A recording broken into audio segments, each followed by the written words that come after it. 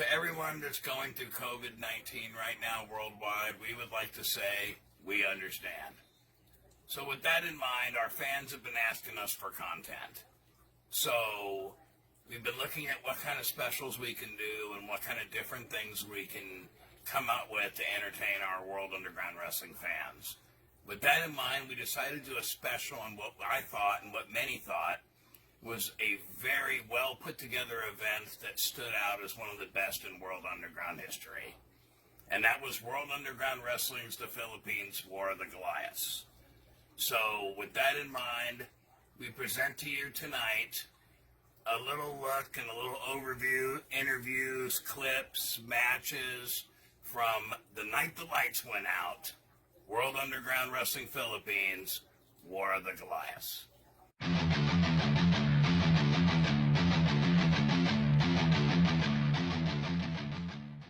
Well, it all kind of started when my partner Doug and I were in our last tour of Japan, and we had kind of a viral clip because a good friend of ours, Leatherface, showed up, to help us out.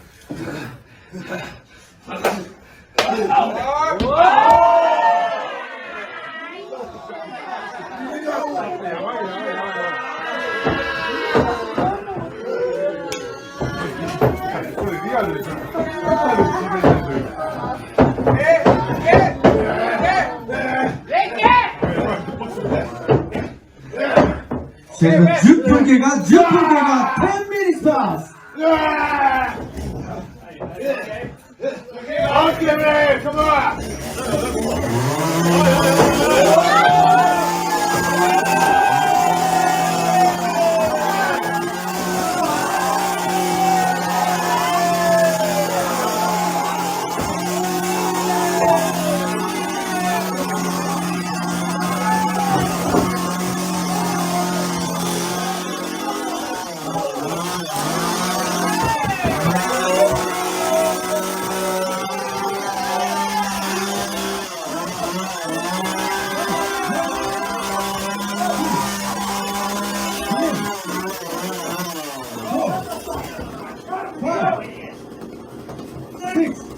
So during this documentary, we're going to look at a lot of things. We're going to look at some of the past events. We're going to look at the wrestlers themselves and how they're like a family.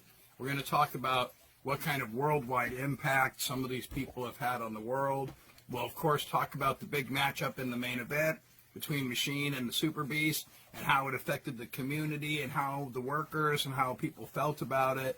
You're going to see a little bit of talk about Dojo Storm, the big event leading up to this, and you're going to learn all about how all this came to be. How does a big international event, from when it's just an idea, become, reality?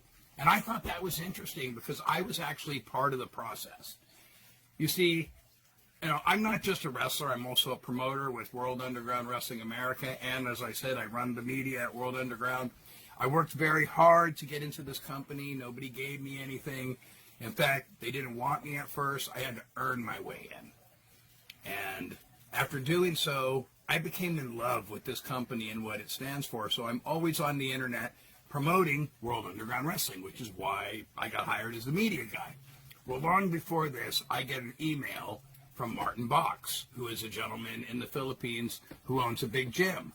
And he says, I love World Underground. I would really like to open a franchise here. How do I do that? And I said, well, it's the office is a real stickler because even though it's all small companies, they're very picky about who they want. Their vetting process is unique. But I said, it really helps if you have somebody who they really like, who they know is doing good, will back you up for your membership. So I got to know Martin a little bit, talking online, and he seemed like, and I didn't seem like, he is a really great guy. So after getting to know Martin, I put him up for membership, and I got a hold of the head guy at the place, and we talked a little bit, and I told him why I was putting these guys in, and I told him I'd like to go down there and see the whole thing myself, but I said it looked incredible, and I couldn't make the first one, so we decided that Ricky Fuji and Sansu would go to check it out, and they came back and said it was awesome and really did great. And that was really cool. So, and you'll see some clips of that during the thing. So I put him in for membership, and sure enough, he got approved for a membership. So they had a show called Dojo Storm. And Dojo Storm was a great event. Had some really great female talent on it, and some great male talents. And the show was just, pretty much incredible. Well, regarding the first show, Dojo Storm.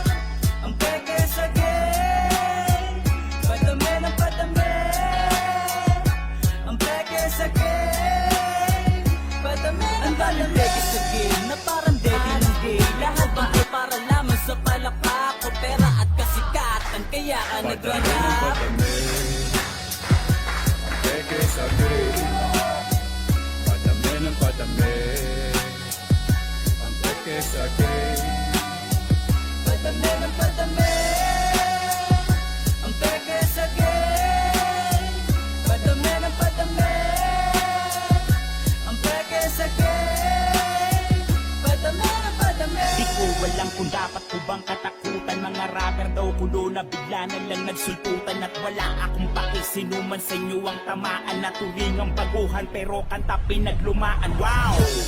Gusto agad na umibabaw daig pa mga babae sa bilis datan ng dalaw. Alam kong pareho lang tayo, oo na nagarap. Pinagkaiba ko lang, hindi ako nagpapanggap. Kaya paano masasabi rapper ka na naturingan? Ni hindi mo nga kayang lumingon sa pinanggalingan. Nakapagsulat ang alam mo sino nang umasta.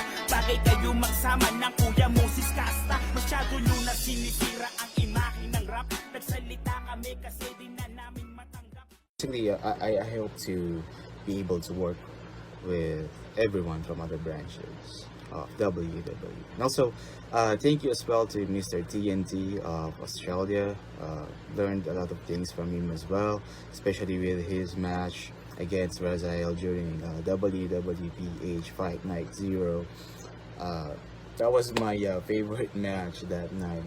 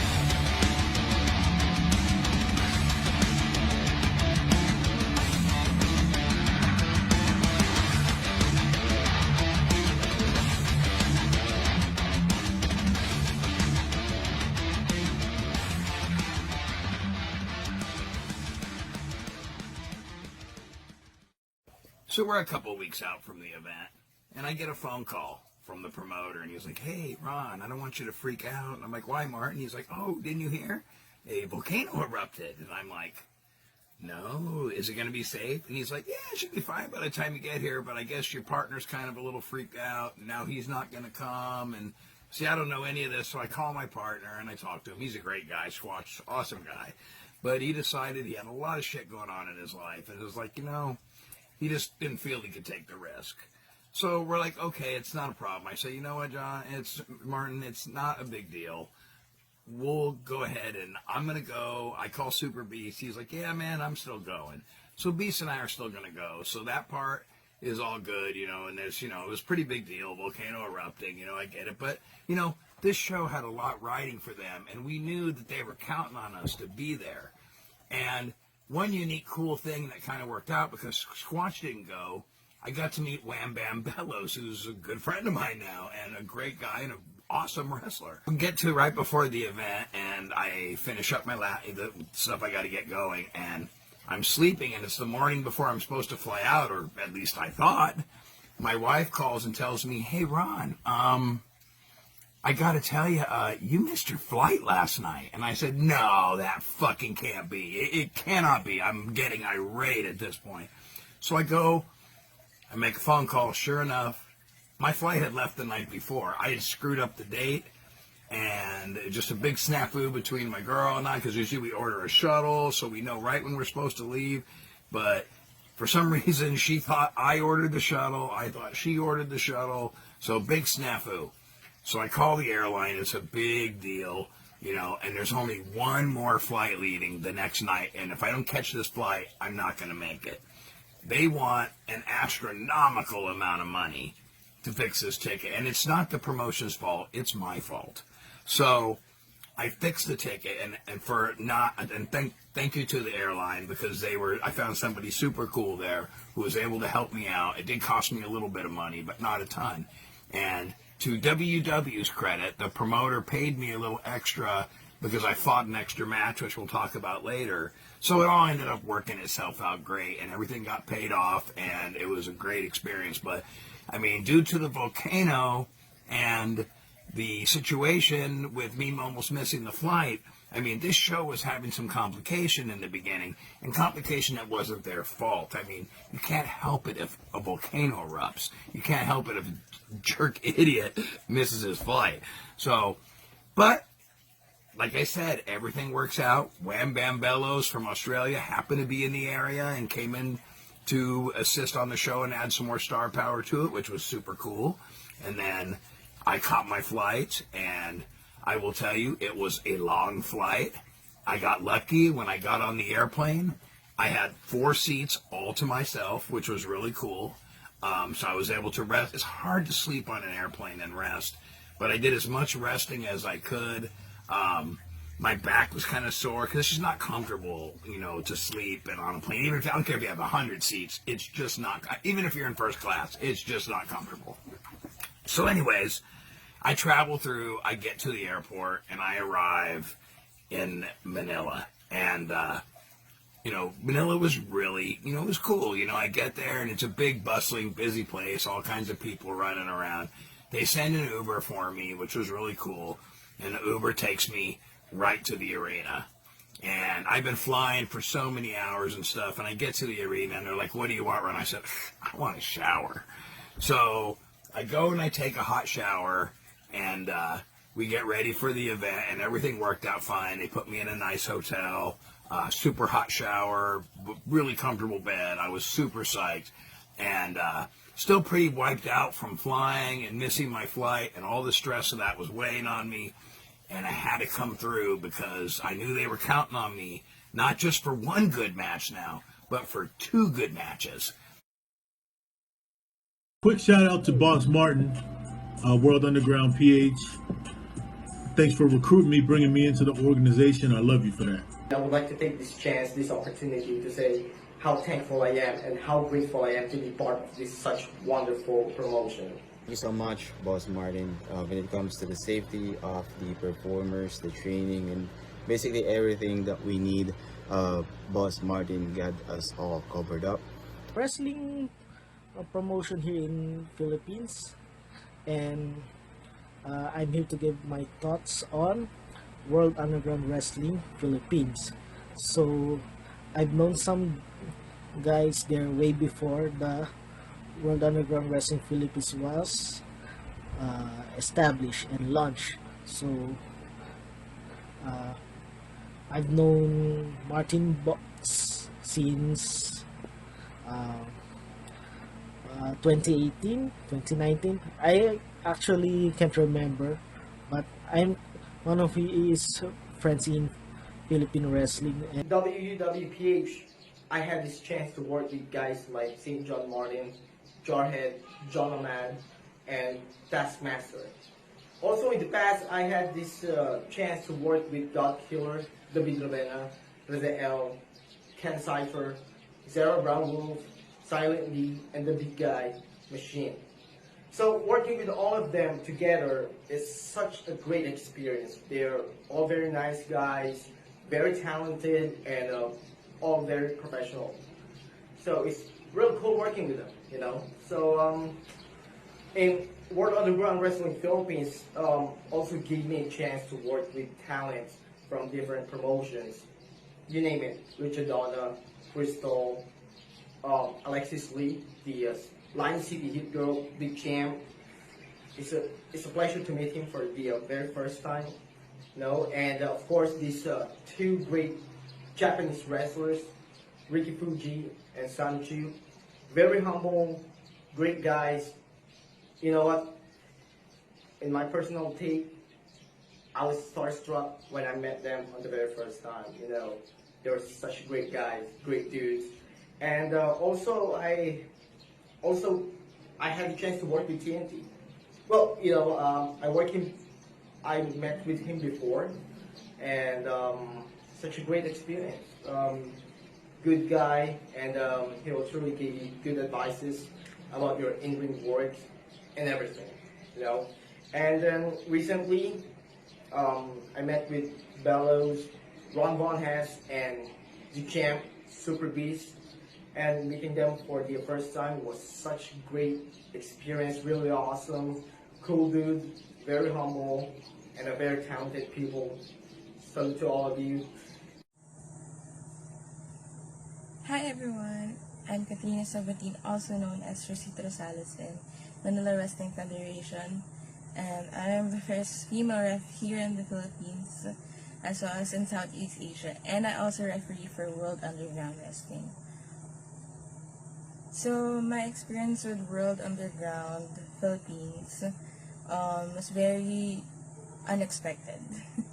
I was so focused in doing my work with the promotion that I am right now, which is Manila Wrestling Federation. And one day we had a separate group chat where I was added to by some of the management from the promotion, and they asked me if I wanted to referee for upcoming show of World Underground Wrestling Philippines. And since I was still new with refereeing, I said yes, and it would be a good experience and a good learning curve for me. So I took a chance, and here I am. I'm refereeing for World Underground Philippines. My first experience with them was so much fun, and at first I was really nervous because I didn't really know anyone except the people I was with in the company that I was working, which is MWF again, and I was really nervous of meeting new people again. So when we got there, I was with one of the wrestlers from our promotion who also got invited to perform in the first show. And at first I was very shy. I was just sitting down in the gym, and I didn't really know the location, so it was surprising to see it was really a gym with the ring in it, and it was so cool. Then I first got to meet, of course, Alexis Lee, and we hit it right off. And when I started interacting, trying, doing some moves as well, even though I'm a referee. So that's where it really began. Then I got to meet everyone, Martin, and it was so nice to be in that environment, and wherein everyone's just very professional, and everyone was having a blast. You can joke with them, and it made me feel like I was home. It didn't make me feel like I was from another promotion. So it was really, really, really fun. And funny thing is, I was just supposed to referee, I think, 3 matches, which was big matches for that night. And I never expected for that first show to referee almost all of the matches, and honestly, that was the most nerve-wracking experience ever. And also, it was such a great experience because it conditions your brain into going into that mode, that even if you don't know anything about the match, it's just really focusing on what you learn from your mentors, from watching other people referee. And I kicked the hell out of that show, refereeing almost all of the matches, and it was so rewarding. And of course, it was also tiring, but I was so happy that people trust me to do that, even if I was still knowing everyone from the company, and they already trusted me to handle matches that originally I didn't even know. And yeah, it was an experience that I will never ever forget, and I'm so thankful for that, because it made me a better referee.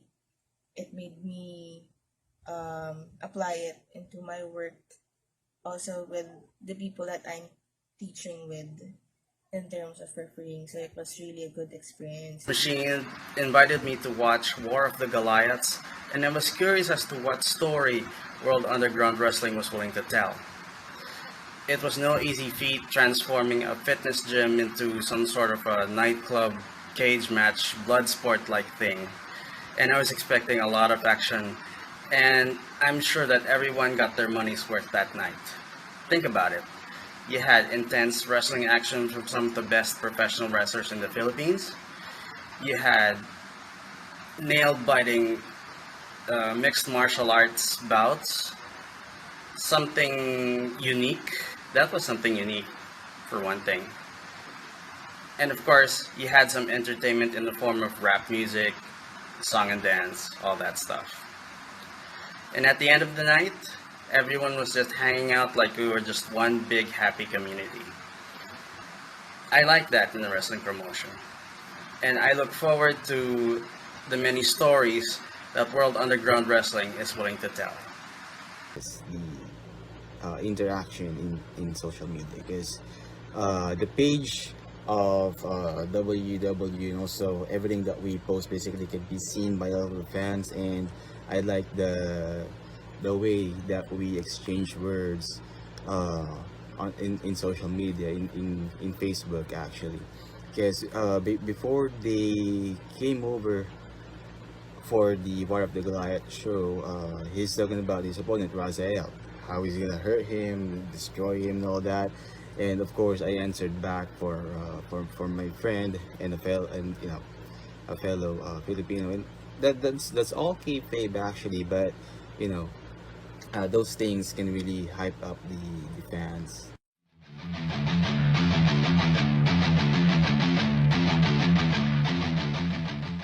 We did the impossible, brother. The Dark Matter. We beat Fogo. We beat Ricky Fuji in their own house. Triple Crown champions. And our brother Leather, he came down to make sure that the odds were even. Dark Matter is now all that matters. And Philippines, you're next. Mr. Saint, Mr. Razael. We're coming for you. I heard he's wrestling the Saint. I'm wrestling Razael. And some other guys are going to get a chance at these belts. Philippines, we were in a bloodbath tonight. A freaking bloodbath. And the bottom line is, we still knocked them out and took the belts. We're coming in January, and we're coming to kill you.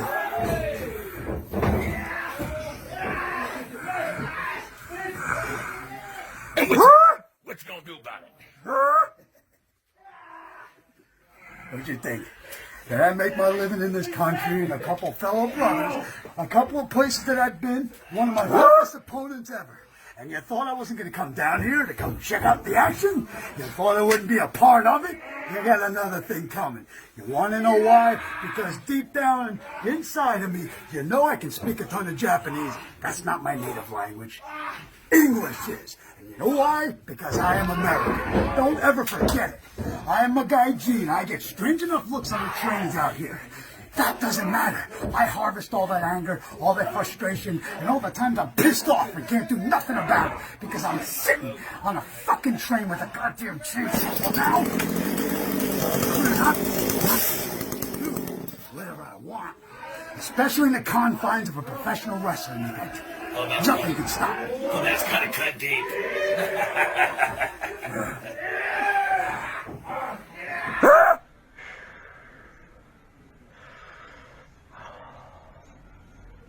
There was this guy who always called me up in the social media. And this guy is from World Underground Wrestling USA. Mr. Von Hess. Ron Von Hess. A former champion. A former WUW World Heavyweight Champion and a Triple Crown Tag Team Champion. I have so much respect from you, Mr. Von Hess. But let me tell you something. You pick a wrong guy to mess with. Because I am Razael, the Attitude of Manila.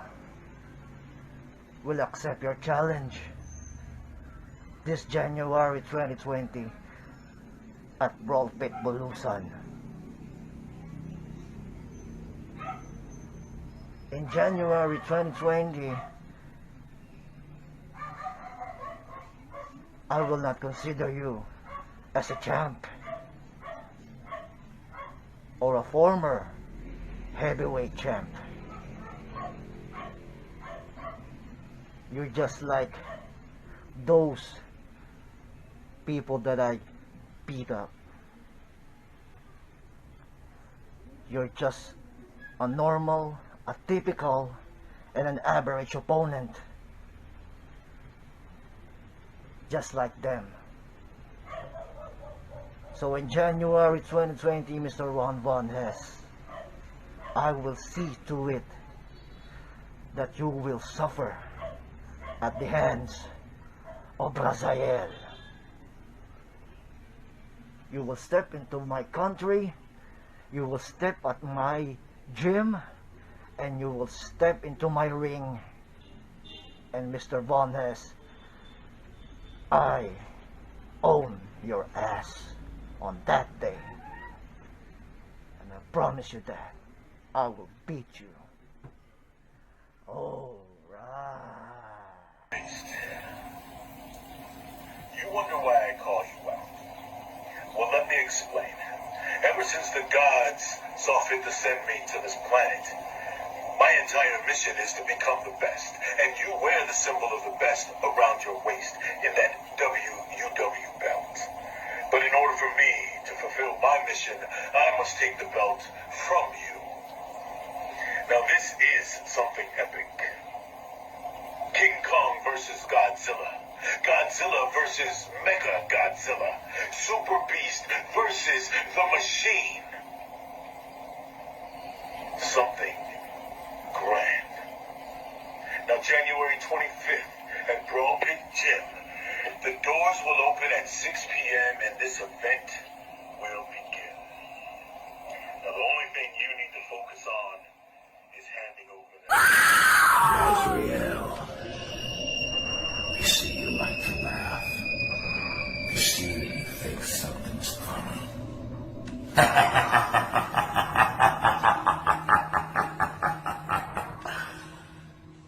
I have a sense of humor. Machine, I've heard your call.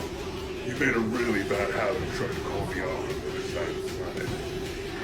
Let me tell you something, buddy. I am the WUW Heavyweight Champion, reigning and defending, and there is a reason for that. You think you might train hard? I'm going to tell you something right now. You do not train hard enough. You might consider yourself a beast, but you are not a super beast. January 2020, I will be coming to the Philippines to accept your challenge. Under WUW rules, you will face me, and you will go down 1, 2, 3 to the Super Beast. There is only one WUW Heavyweight Champion. There is only one beast in this organization. There is only one Super Beast on this goddamn planet. Let me be very clear. Beast, machine, whatever the hell you consider yourself to be, you're not ready. You never have been. You never will be. You got used to wrestling midgets and hobbits over there on your island. Now you have a real challenge. A true warrior. You better train hard. I have been. I'm the benchmark of brutality, Wham Bam Bellows from Adelaide, South Australia. And on January 25th, at World Underground Wrestling Battle of the Goliaths, I wrestled in my 10th country. And you know what? I hate to admit it, but Godkiller, you got the best of me that night. But make no mistake about it, it will not happen again. This is Ron Von Hess, outside West Coast Fitness. Just got done training again with more preparation and more timing for the Philippines. Starting on January 24th, I arrive on the island and all hell's gonna break loose. You people on that little island, they say you've never seen a villain? You're about to meet wrestling's one true villain.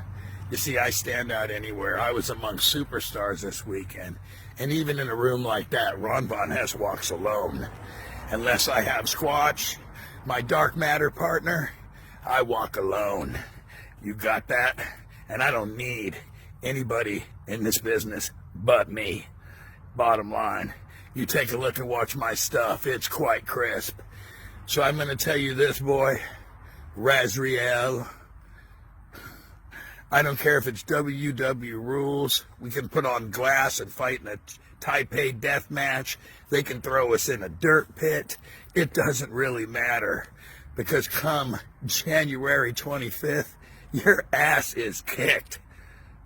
I don't care what you're training for. You can have the military go take you to their secret base, and they can train and train and train you. End result of this match is the same, ass. Your ass is kicked.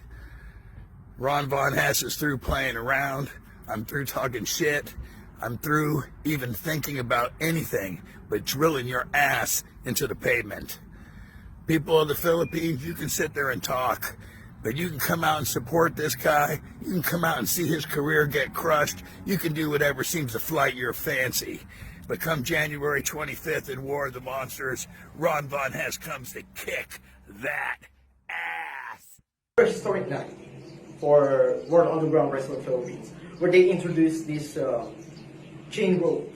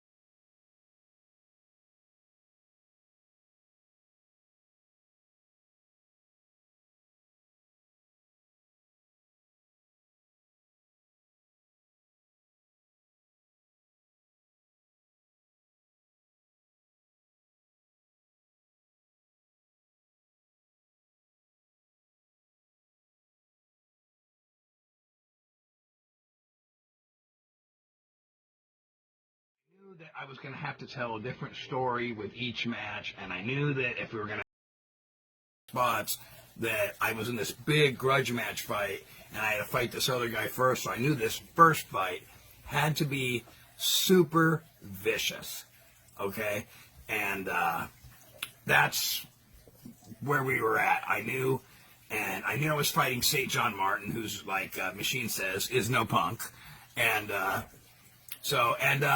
by the way, I got to hang out and meet a lot of the guys and had a really good time there. It was a fun event, and going into the opening match, it was a blast. Just so much brotherhood there and good spirit. You didn't feel any tension except from the martial arts guys. These guys came in, I'm like, oh, who are these guys? And they're like, oh, these guys are the Olympic judo guys. These are actually a medalist, Olympic medalists. And I was super impressed. I mean, hey, not just anybody can win an Olympic medal.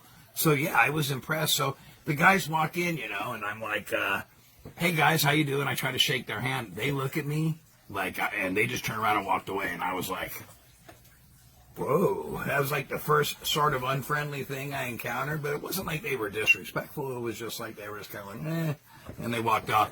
And I thought, well, to each his own, not everybody likes everybody, so not a big deal.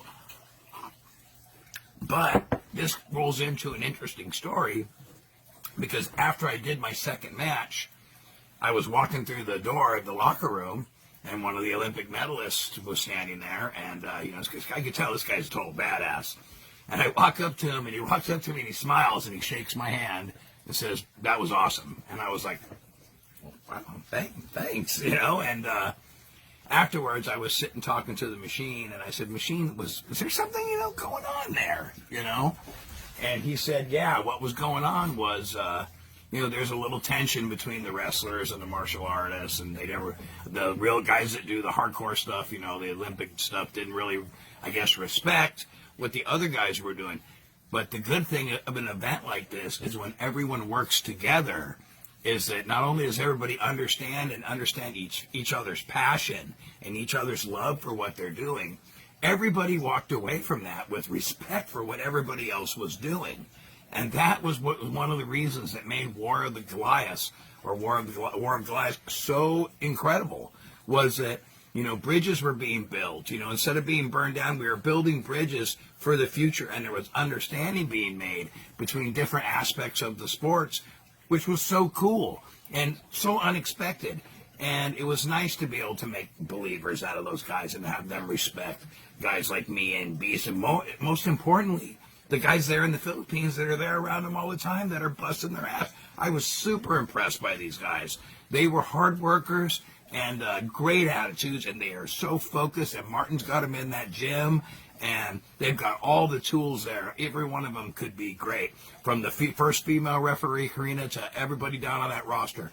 Everybody there is got opportunities, and Martin, the owner, has made those opportunities with his right-hand man Machine sitting there running. I mean, these guys work cohesively very well together, and I really respect that. So now we're going to take a brief little thing here, and we're going to show you some highlights of the Olympic guys. They were awesome. Check it out.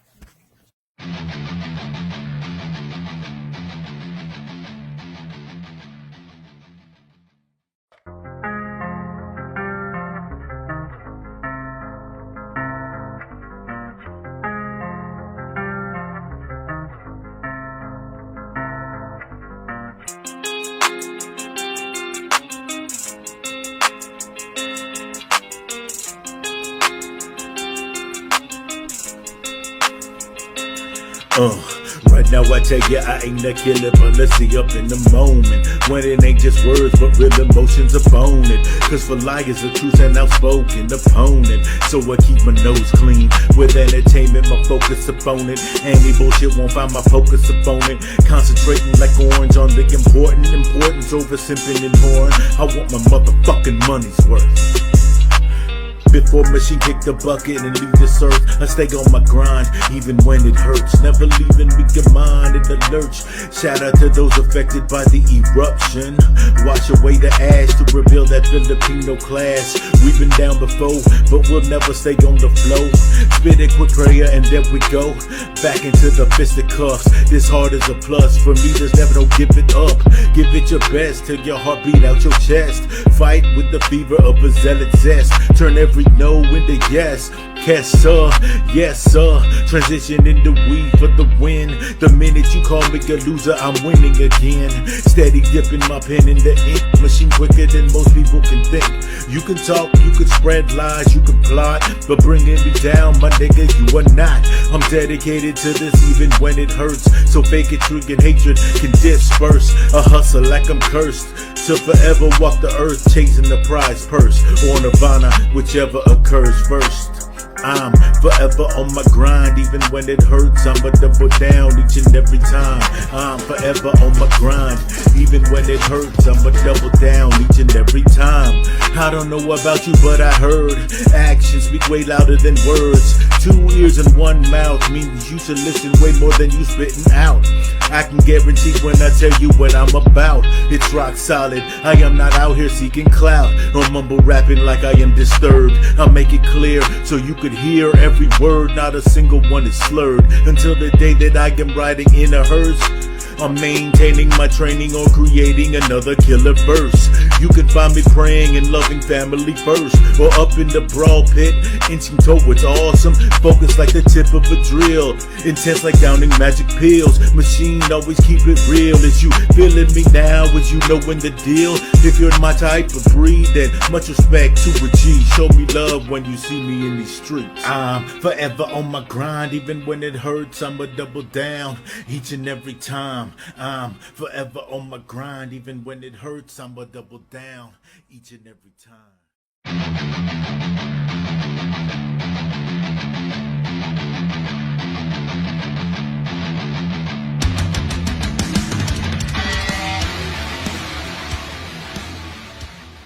Mr. Ron Von Hess. Yeah, I learned a lot of things about heel work. A couple of things about doing promos or cutting promos, and also working the crowd. And yeah, I like the mask that he is wearing, and also the singlet that he's wearing in the ring. I'm looking forward. Hopefully, I can have one of those soon, custom made for me, of course. And yeah, maybe we can talk about the shop where you get them from, because yeah, it's really badass. You know, I just arrived at the Brawl Pit Bulusan Gym. I think it was 2 p.m. It's kind of late, you know, because I have a day job. I finish my job, then go to the gym for the show. Then as I entered in to the gym, I saw the bunch of WUW USA performers. There's inside. There is Chris Crop, the Superbeast, Wham Bam, Jay Miller from Australia, and Ron Von is not there. Maybe he's hiding from me or afraid of me. Scared. Okay. My match between Ron Von Hess. Okay. To sum it up, Ron Von Hess is strong. Yeah. He is strong, old dude. You know what I mean? He's trying to overpower me, giving me a bunch of blows to the back, to the head, to the chest, and I had this fight plans, but it didn't work. My plan A is to immobilize him by kicking his left leg and do a submission hold on him, but it didn't work. And I proceeded to plan B. The plan B is to fight him toe to toe but it didn't work. It didn't work because, damn, Von Hess is tough guy. He's a tough guy, tough dude. He's a tough son of a bitch. Then, maybe I think,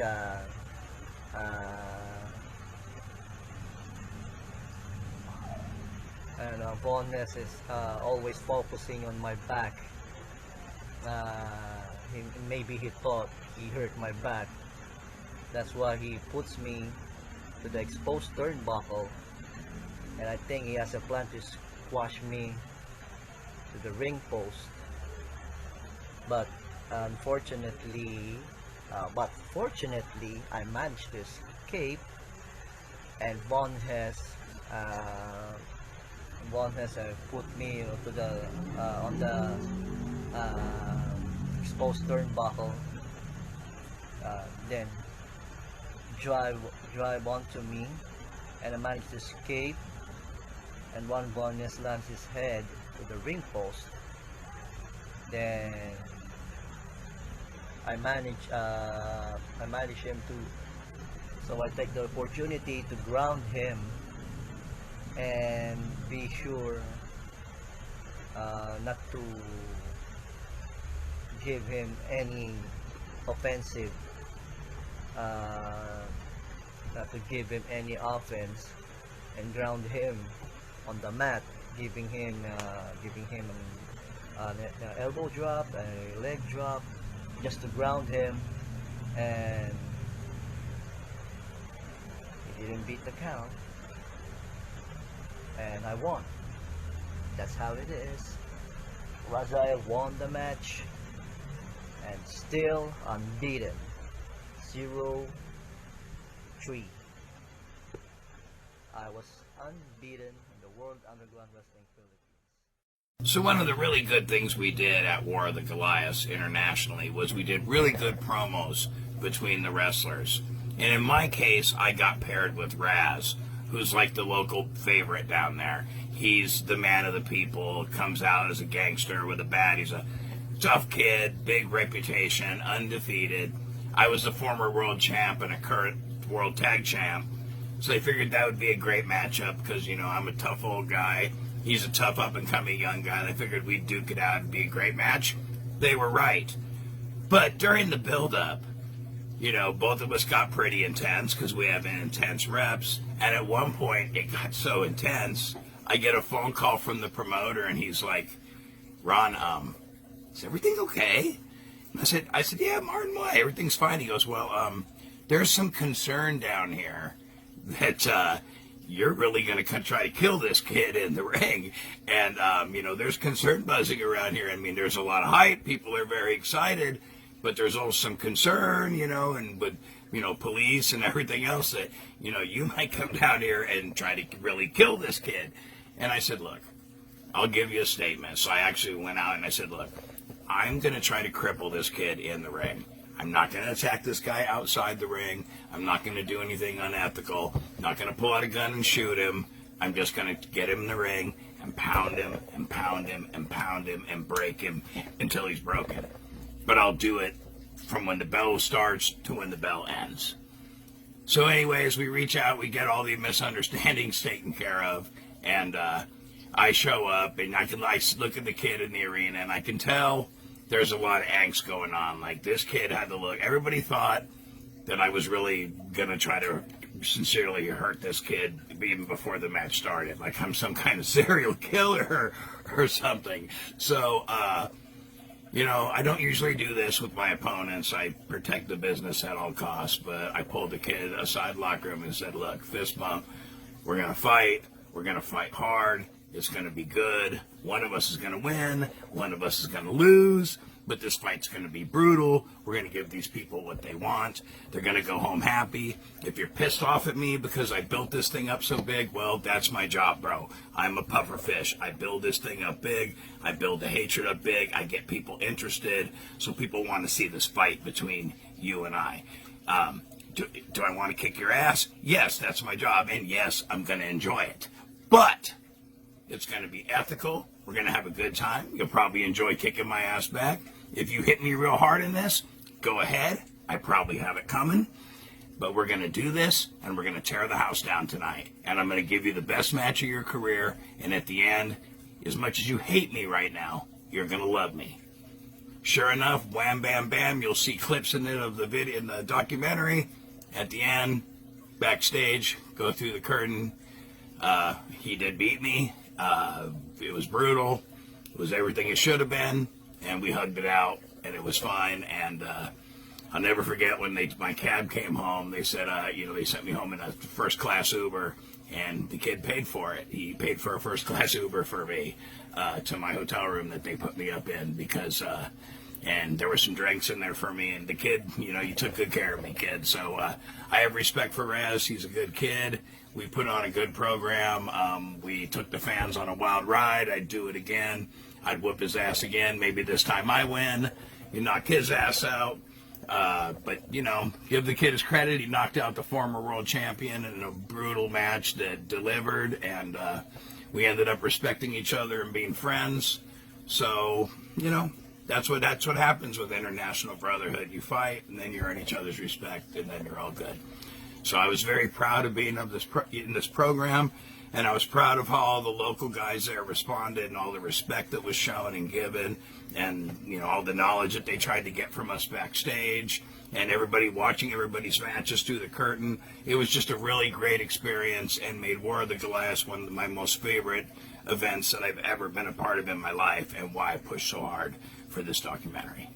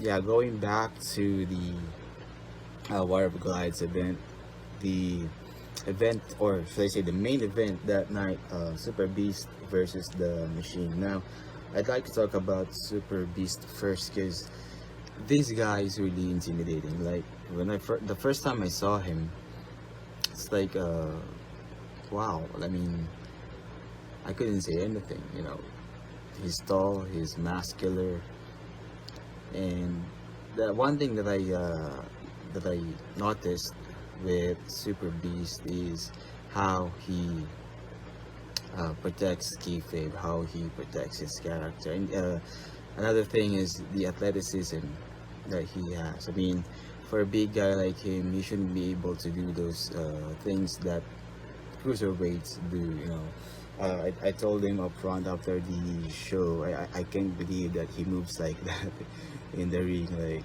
you know, a heavyweight doing flips inside the ring. And yeah, Superbeast is really a great guy. Learned a couple of him, and I mean, learned a couple of things from him as well. When it comes to training and workout, I've been seeing a lot of workouts that he is doing at home, because you know, gyms are closed right now because of COVID-19, but this dude never stops working out. I've seen his routine, I've seen a couple of things he's doing. Really inspired me to get in a better shape. And talking about his opponent, one of my good friends, the Machine. Now, I've seen the Machine both inside and outside the ring. I've been spending a lot of time with him for a couple of years now, and I have to tell you, Machine really prepared himself for his bout against Superbeast, physically, mentally, emotionally. I mean, he almost lived inside the Bro Pit gym just to make sure that he's in shape, to make sure that he's always in training. And he didn't just double up his efforts to match up the Superbeast in the ring. Instead, he tripled his efforts to make sure that he's not going to fail his mission. And I gotta say, he didn't get the win, he didn't get the title, but for me, bro, Machine, you're still the champ. I mean, you know, you work your cardio up, you worked hard to get your ring work back, your strikes and everything. So I'm really proud to see you that night. I'm really happy for you that, you know, you're getting better and better. It was the Clash of the Titan, the battle of two behemoths. On this hand, you have the Machine, the undefeated. Then on the other hand, you have this Superbeast, the World Underground Wrestling Heavyweight Champion. So what to expect? It was the Battle of the Titans, the War of the Goliaths. You know what? There was something happened before the match started. The power went out, and the people went crazy because they thought it was all part of the show, it was all part of these effects, it was all part of the work. But, you know, things get exciting from that point on, and this highly anticipated match ever is truly unpredictable because nobody knows who will prevail at the end of the night. Is it gonna be Machine who will dethrone the Superbeast, or is it Superbeast who will retain his title against the Machine? At the end of the night, it was the Superbeast who retained. WUW Manila, Philippines. What a great event War of the Goliaths was. Was it without issues? No. But when that happens, you keep moving forward. Start of my match. Ring announcer's microphone wasn't working. So I didn't come there to waste any time. I didn't come to fuck spiders. That's why I said, I'm from Australia and I'm better than you. Let's start this damn match. And you know what? Machine took that and used that as inspiration. When the lights went down at the start of his match, he told all the fans, hold up your cell phone lights, and what a great atmosphere it was. Really added to that underground fight club feel. And Machine took it to the Superbeast. Now Machine, 5-year undefeated streak came to an end. But more importantly, you proved that you're not just a local flash in the pan. You proved that you can hang on the world stage. Machine, make no mistake about it, I'm going to be coming for you one day, and if you like that, wham bam, don't give it a damn. Yeah! Superbeast is a great guy, a great performer, a total package.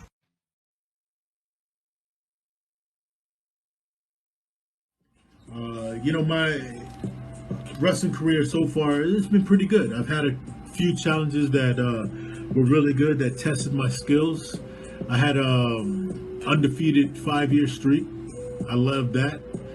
And we had the show booked, War of the Goliaths, where I went up against Superbeast. Now let's talk about my match with Superbeast. So to be real, before I met this dude, the only thing on my mind was getting that belt. That's what I wanted. That's what a champion is supposed to do, just crush everybody, get that belt, right? So I wanted very much to just hate this motherfucker. Just, please, Lord, let this nigga be an asshole. Because if I hate him and he's unlikable, it's easier for me to just get in the ring and smash. But within an hour of meeting this cat, I'm surprised, man. I'm surprised. He's not what I wanted him to be so that I could smash and get the championship. This dude, like we say where I come from, he's a real motherfucker, man. Surprising. I watch him how he talks and interacts with people. He's humble, he's down to earth. Even simple things of saying please and thank you and excuse me, for me that goes a long way. That's how I was raised. So I started seeing that. I started seeing him in a different light, not just an opponent. And then on top of that, he shares knowledge, man. So he shares knowledge of how he trains, what he did to get the championship. Like I said, that goes a long way. So even though I walked away from the show with the L in the ring, I still feel like I won. Not only am I part of a good promo that's worldwide, that has factions in other countries, other destinations, but I'm part of a promo that recruits specifically good people. Good dudes, man. People that you should want to get up close to and have a smoke with. You know what I mean? So my experience with World Underground, it's dope. I don't see myself going nowhere else, no other promos, honestly. I feel like I'm at home. So I look forward to having interactions with other champions from other spots in the world. I look forward to traveling to Australia, Austria, Japan, US, and having matches. For me, my attitude has changed, my perception has changed. It's not just about getting that win or getting that championship belt. Now, I've shifted from just wanting to get that belt and smash to just enjoying the experience, So like I said, World Underground, man, this is, if you're looking for a home, you're looking to come perform and hang out with real cats and just have a good time and learn something along the way, this is the place to be. Being the wrestler that travels a lot with the American contingents of World Underground when we go places, there's some interest with the local people. But for Superbeast, I've never seen the reception that he gets. He immerses himself with the people when he gets there, and he becomes this like Hulk Hogan iconic figure. And it's not just something I'm saying lightly. Like, he'll be jogging, and it's like the movies. You see all the kids wearing Superbeast in the Philippines just jogging behind him and, just trying to hang with him the whole way, just like in Rocky. This really happened. I saw it with my own eyes. Everyone did. He became bigger than the sport itself when he was there. because he was so over with the people. And then the genuine person that he is really resonated with everybody there. And it was good. It was good for World Underground. It was good for, World Underground Philippines, for the people, everything. He inspired a lot of kids to want to work out and eat right and go to the gym. And I know that he affected these people long after he left. They're still enjoying that experience and still inspired by it. And one of the main reasons why we wanted to do this project, although Beast is traveling and too busy to be interviewed right now, I can say that he's complete professional and enjoys what he does, and that goes through to what he does. He's amazingly deceptive in the ring for his size. Like a lot of guys have said here, he can move like a cat. Him and I had a great program for the World Heavyweight title, and I dropped the title to him. And, I mean, it's amazing how things work out, because me versus the Machine, there's no way that would have ever been as big as Beast versus the Machine. That was a super matchup, Godzilla King Kong, like they said, and it delivered. The lights went out, people lit their phones up. It was incredible, and it was like the capper for a whole incredible experience that was there. This was the last match, and it was like the big capper to the end. And like I said, I think people will be talking about this event for a long time to come there, and I think people will always think this is one of the best events to ever happen there, because it's just a lot of magical stuff happened. The Machine. Now, when I first met him, I remember he picks me up at the airport, and he's this big guy, and I thought, Jesus, this is a big guy. So he goes, and he has an Uber, and then they pick me up, and I ended up having to spend a lot of time, being fortunate enough to get to spend a lot of time with the Machine there. And we even got to ride one of those things where the guy rides the motorcycle with the big, sidecar from the movies in the Philippines. For the first time ever, I got to ride with one of those to the Machine, running errands and going around. He was real good to me. I went out with his family, with his wife and kids. I took them out to eat, and we had a really good time. And I got to meet the Machine's entire family, which were really nice people. And you see, wrestling starts with good people that are great workers, and they can put on good programs. Machine's a good person, Beast's a good person, and they made magic together. And it's just a night that I'll never forget, an experience I'll never forget. And their matchup, when it went out, it was just so good. You're going to see it here in the documentary. You're going to see the match pretty much edited in its entirety. So it was just really an incredible night, and I'll never forget the War of the Goliaths. So that's my thoughts on the main event. At our main event of the evening, this is under WUW rules, and it is for the World Underground Wrestling Heavyweight Championship.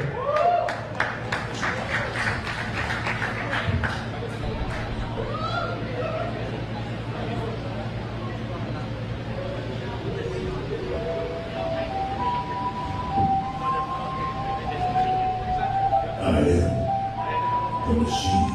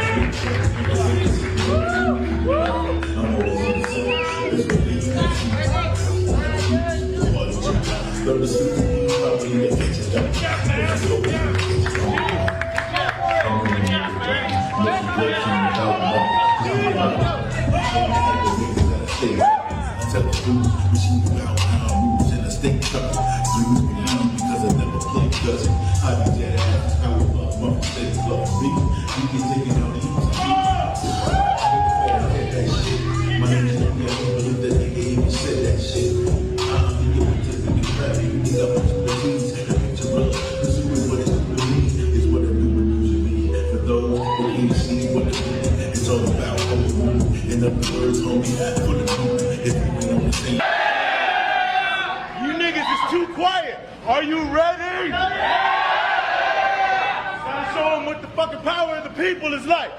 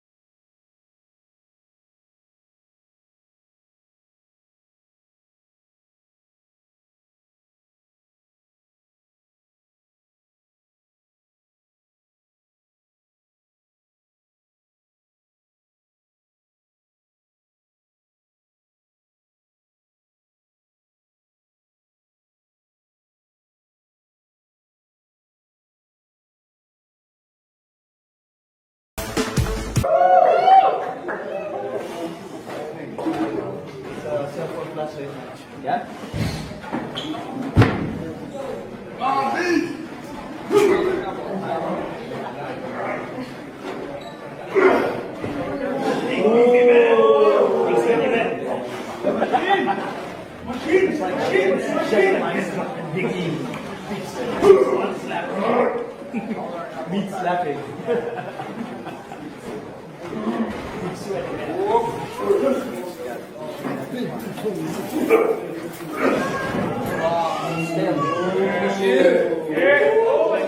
Come on!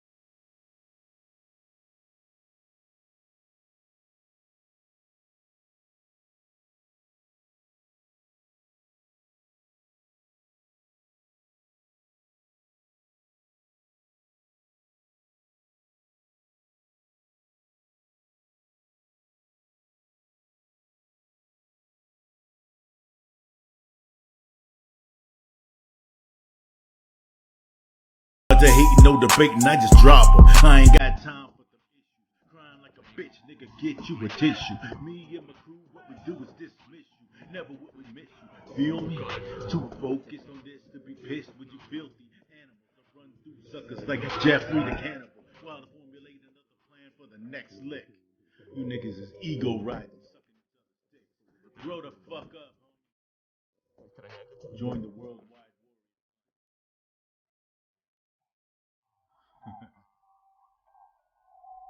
war.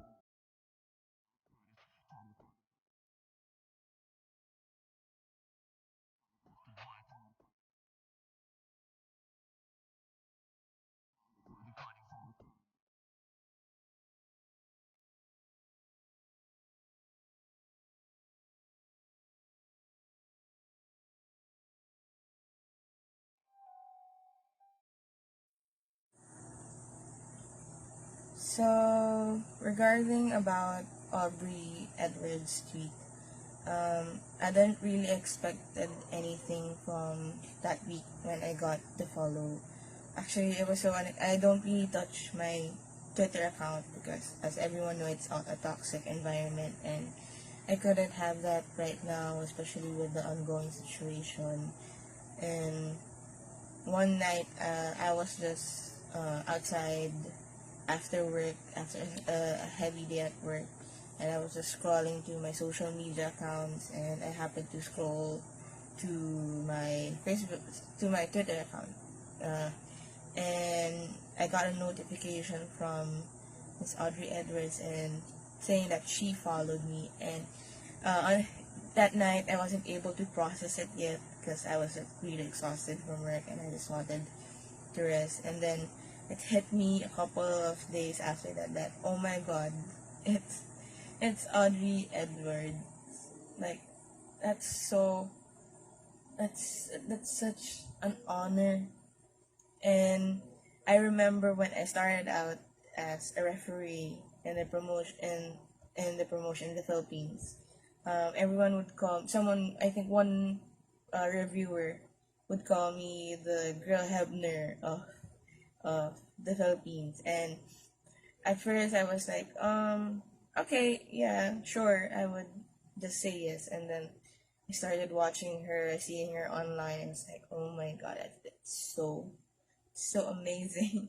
And I could see myself like sometimes being like personifying her when I referee matches, and just being in the face and like, you're not the boss, I'm the boss. And that's so cool. And I didn't really expected her to I took a chance and replied, and I never expected her to um reply that quick. And it was so I was just in shock. That's basically the feeling I had when I saw that reply and was like fangirling, but so honored that she replied to my comment. And after that, I think I did post it online, and I got some people from other, I think, from other country, and featured me as well, as saying I got, despite the whole situation here and the pandemic and stuff, there are still people who are being recognized, and I'm very honored with the recognition. And I love her so much that I can't put to words everything that happened. And uh, I'm I'm honestly not that in the position of greatness as yet. And again, I'm still trying to learn the industry, trying to get what I can, and trying to teach what I know to the people and spreading it.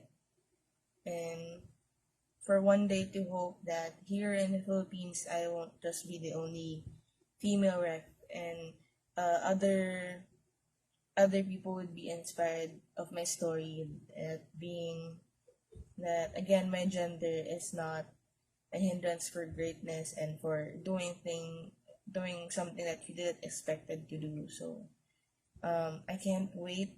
Hopefully soon I get to meet her, Miss Edwards, and Miss Aubrey Edwards, and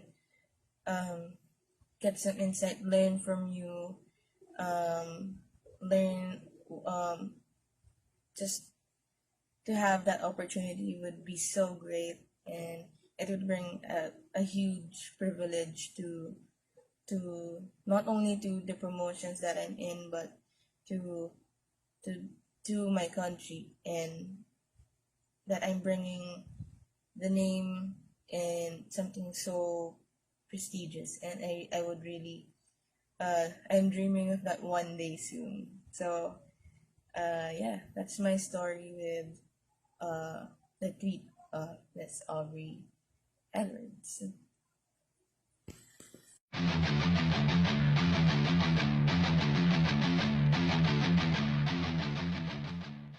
Ron Von Hess, great dude, heart in a good place, talks a lot, called my car a hoopty, but I still love you, bro.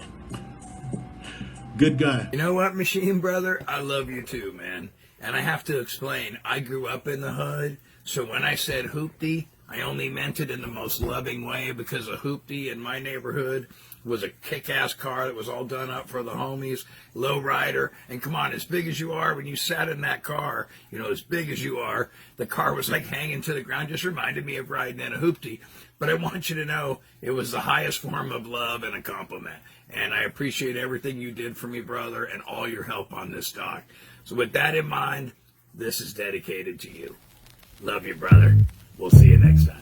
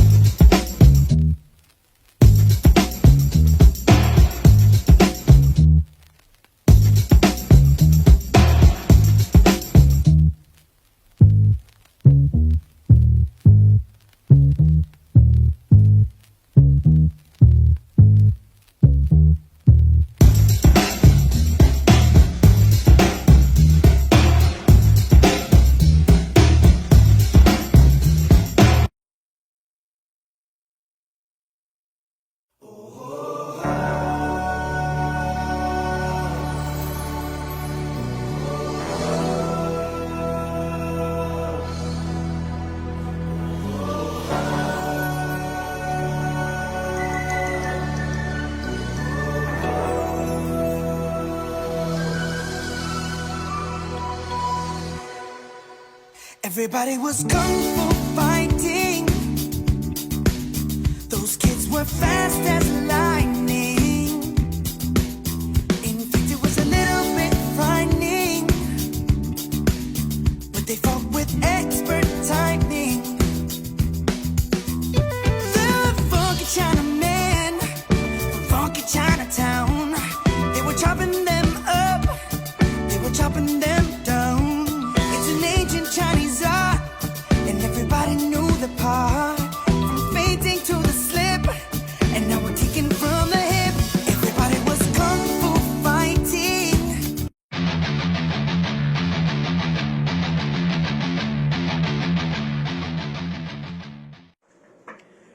Hello everyone, I'm David Ravena from World Underground Wrestling Philippines.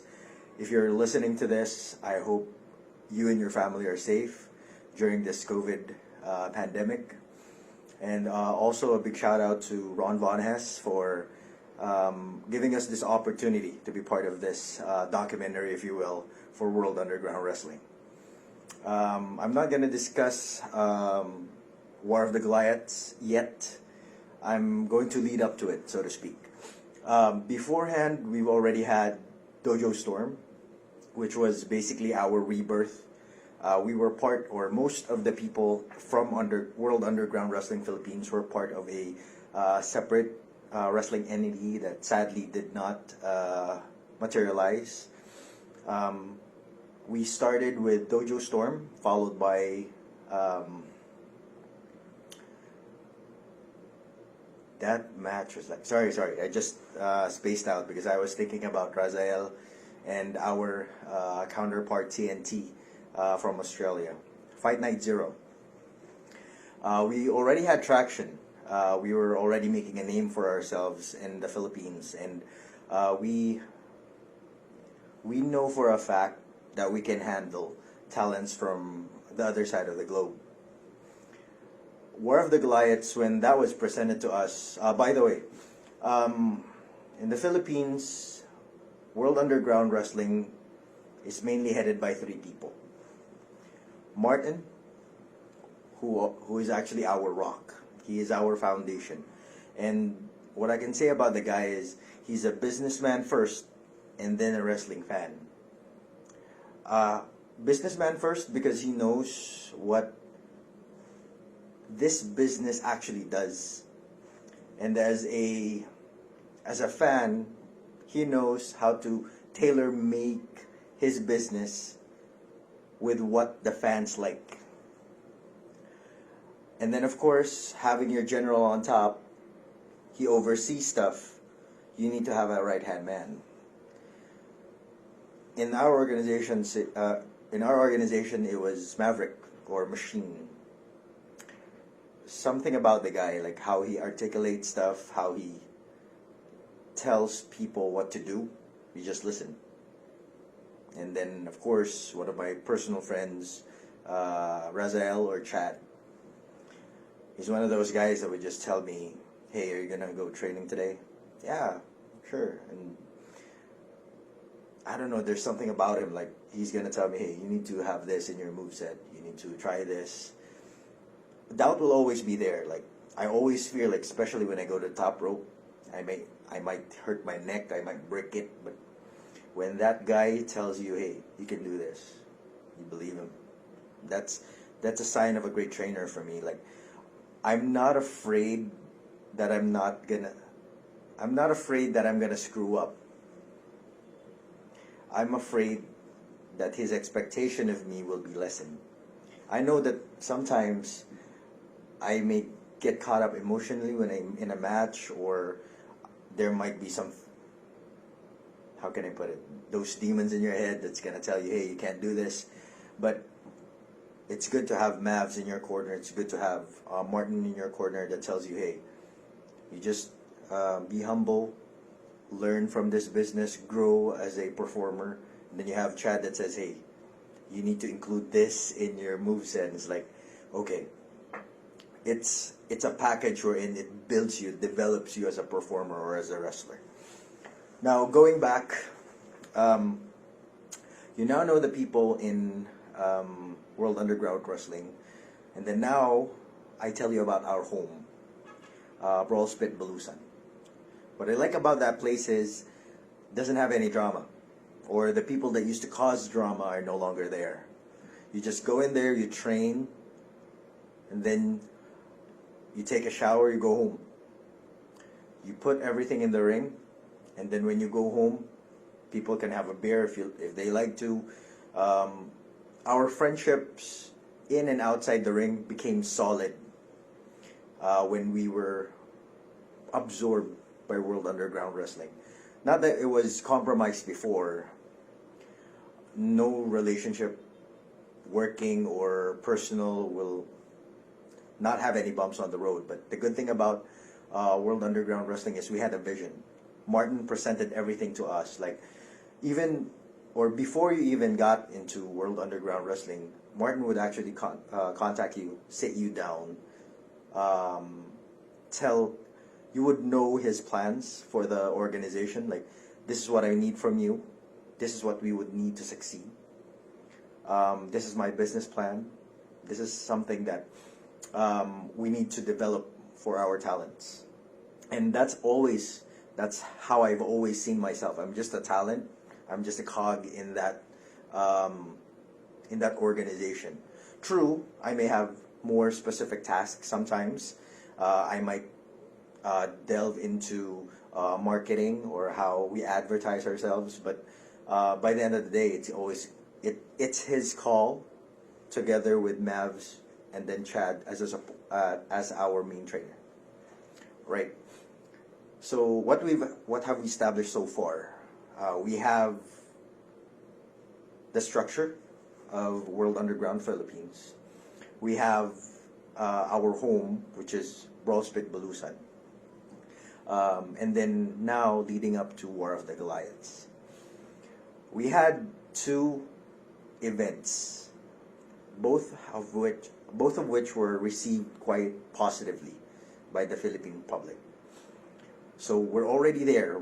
We're shaking off any cobwebs that we've had for those people that were not that was stagnant. There was once a time wherein there was a pool of talent, but they're not part of any wrestling organization in the Philippines. Maybe because of some personal matters, or maybe some schedules didn't line up. But speaking for myself, I started in the business 2018, and then I got my big push mid 2019, I believe, and then World Underground Wrestling. I thought going into War of the Goliaths that I'm going to have my rematch with Rex Lawin. He's the guy that faced our masked luchador wrestler. I thought he's going to be my opponent that day. I thought it was another hard-hitting kind of a match. I respect the guy. He's a no-nonsense kind of fellow, like a straight arrow, so to speak. And then Martin told me, nope, you're going to face someone else. And I was like, all right, is he going to be one of the local performers here in the Philippines, or is he going to be one of the international people? I didn't have any idea at the time that it's going to be Wham Bam. All I know is whatever I do, I'm always going to put 110% of it into it, rather. That's always been how I viewed wrestling. I know that I need to work. I need to strive for what I'm going to accomplish. I'm not going to be that guy that, hey, here's the thing, we need you to do this. And honestly, that's one of the things that drew me into World Underground Wrestling. Martin actually gave us the freedom of how we can portray ourselves. Going back, sorry, I'm always going off topic, but alright, I thought I was going to face Rex Lawin, and then I was going to face someone else. I went every day, I just trained every day, focused on improving my style, the way I interact with the crowd, all of those stuff. And then I saw who was actually coming to the Philippines. I saw that Hess was coming to the Philippines. I saw Superbeast coming to the Philippines. I was like, am I going to face one of those people?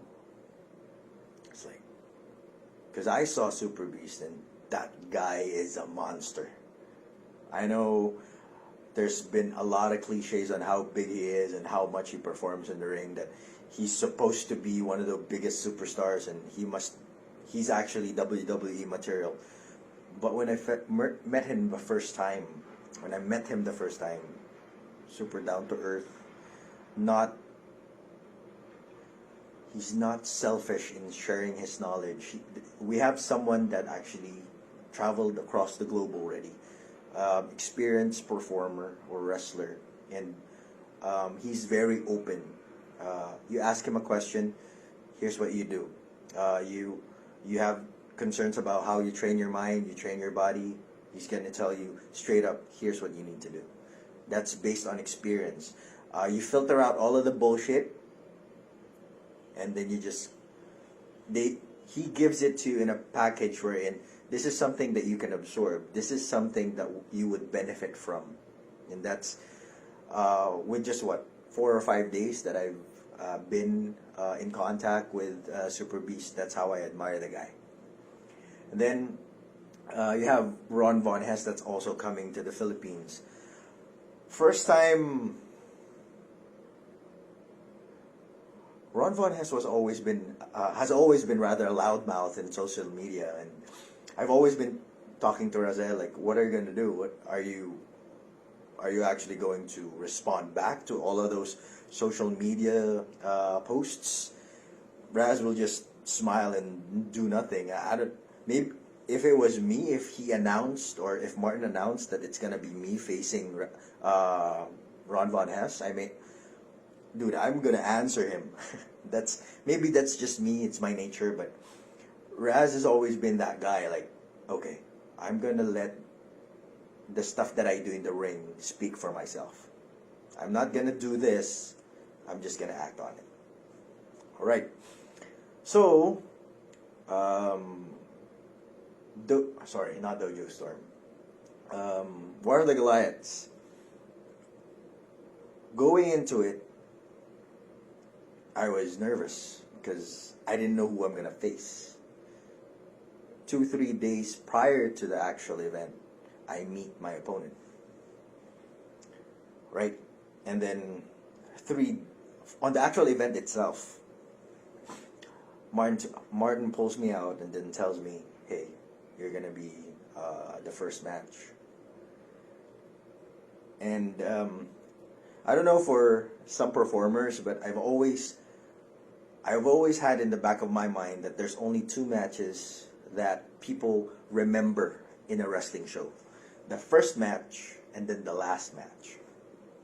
First match is basically how the ball starts rolling. If we suck in the first match, all of the succeeding matches must build up more towards the main event. And then if we pull out everything in the first match, like people are already throwing power bombs, going over the top rope, hitting chairs and some, there won't be any wow factor left or any eye catcher left for the main event. So I was like, okay. And then my heart started pounding. Mind you, I only had 3 or 4 matches on my belt, or on my notch, so to speak. Not a title belt, but I only had 4 matches in me prior to War of the Goliaths. In other words, I'm still pretty green in the industry. But Wham Bam pulled me out, told me, hey, we're just gonna have fun. And that in itself cleared my mind, set my mind at peace. And then I actually had a very decent match with him. The game plan was very simple. Attack the guy's leg because he's bigger than me. And then we took off from that mentality we're in. How would a smaller guy beat a bigger guy? You don't go at him strength on strength or blow by blow. You dance around him. You pick your spots, and that's how we did it. And our end result, honestly, for me, it was good. It was a good way wherein you can keep the ball, how you would start your night rolling in a wrestling show. I'm also very thankful that the Philippine crowd, we have very supportive fans from day one, even when we had Dojo Storm. The good thing about the Filipino public or the Filipino crowd is that they're very vocal when it comes to a wrestling show. So you would know firsthand if you suck, like they're not gonna do anything or they're just gonna boo you. But my first match, and then after the event, people walking up to you and then telling you, hey, my son enjoyed your match, or I liked your match. Like it's something that would, hey, maybe if they like this, maybe I can put it up a notch. You know that feeling wherein you're doing this not because you want to be famous or you want to be known, but the smiles that come out after the wrestling show, or whether you be a good guy or a bad guy, the moment that that crowd reacts on you, it's priceless. And then, one more thing before I forget. After my match, it's a very small hallway going towards the locker room. And then I see Von Hess in front of that hallway. And then I ask him, what do you think of the match? He just told me 3 simple words. It's good, but it can get better. That in itself is a challenge for me. And then he told me, hey, I think you have the baby face. Not sure why, but apparently that's how people perceive my character. So next time I see you in a World Underground event, I want you kissing babies, I want you shaking hands, I want you interacting with the crowd more.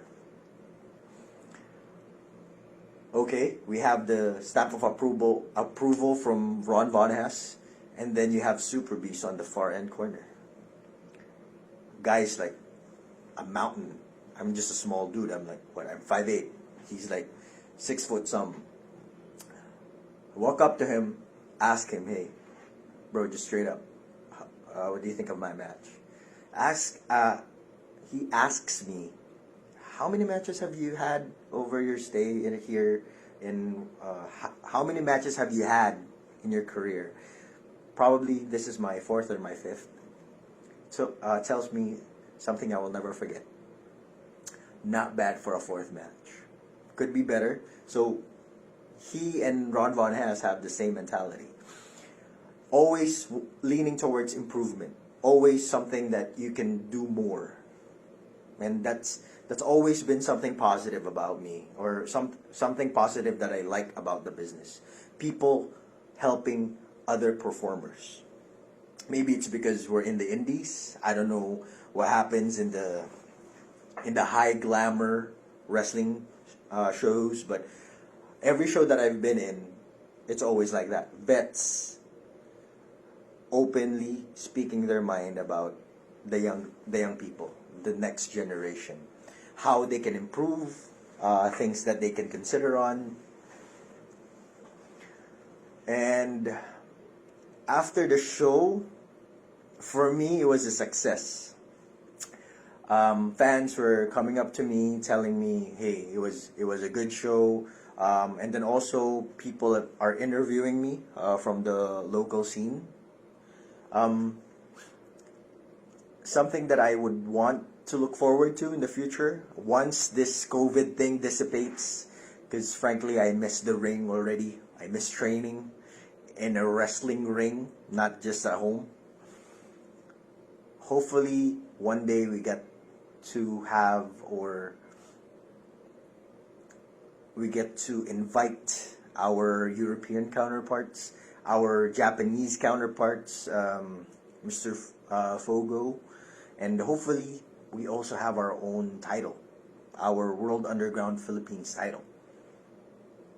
And that's it. That's my entire video. I hope you like it. Those are all my sentiments about War of the Goliaths. Oh, sorry. Before I forget, there was a moment in War of the Goliaths wherein it was The Machine and Superbeast, the main event. The lights went out, and we were like, fuck, it's supposed to be the main event. How come the lights shut off? This actually shows you how welcoming the Philippine fans are. All of them, started opening up their phones. All of the Apple phones, all of the Android phones are up in the air. All of their flashes are on. And that became, if you can imagine a wrestling match wherein everybody had lights like that, that was surreal. And I was so fortunate that I was part of that. I was in the backstage. I was like, damn, we have the best fans in the world. And then Mavs, Superbeast killed it. Nothing more they can ask for. Alright, sorry for that somewhat sentimental, mushy shit, but thank you for, hopefully this video be included in the documentary. And to anybody in World Underground Wrestling, whether you're from Australia, US, in Japan, or in our European counterparts, thank you. Thank you for believing in the Philippines and making a branch or an extension, if you will, of the brand here. We look forward to working with you in the future. And as always, please stay safe. This will pass. And of course, one of these days, I'm gonna smack you with a chair. Have fun, stay safe. David Ravenna, the God Killer. I'm out. So I added this to the documentary because I watched the God Killer's interview. And I really liked it. It was a great interview. I had to add several clips to the doc. No problem. God Killer, I'm talking to you now, brother. Yes, Ron Von Hess is not just a loudmouth on social media. I am the loudmouth on social media. But there's a reason, and I want you to think about this and everyone else that's watching. When I came to the Philippines, there was hype. Martin paid me to come in and create hype. See, if I come in and I'm all the way in the States and I'm trying to engage with Raz, am I going to get his attention by whispering in the room? Or am I going to get his attention by yelling in the room? And see, where I come from, Dave, if you can back it up in the ring, which you saw I can, you can say whatever you want. See, like I explained earlier in the thing, I'm like a pufferfish. I puff, puff, puff, puff big. And see, when I come to your town, the fans want to see the pufferfish. Do you know why? Because you have lots of bad guys, but only one the bad guy. And Ron Von Hess is the bad guy. That's why I went from not being wanted in Japan to earning the name Shinjuku Madness, a badge of honor, which means in the craziest ghetto in Japan where the most bloodshed is spilt, I'm the crazy. Now see, you earn a rep like that by being able to back that shit up in the ring and being able to create a stir when you come in. See, that's what I get paid to do. I come in to make noise, to make a lot of noise, to do a lot of social media noise, and to do what we did at to do what we did at War of the Goliaths. And that is, we packed the building. We filled the seats. And those people came to see Superbeast. They came to see all you guys, our local heroes. And yes, they came to see the pufferfish. Love you, brother. Sounds to me like Martin, if you're watching this, next time I come through, we need to have a God Killer versus Ron Von Hess match. That's right, God Killer. I'm making the challenge. I'm calling you out. We'll see what happens if we got a bunch of chickens in the Philippines, or it'll happen. Stay tuned, folks. DVD, documentary exclusive. That's what I'm asking, David, is this, Mr. God Killer. You can kill gods. I saw you do it. How do you do with demons?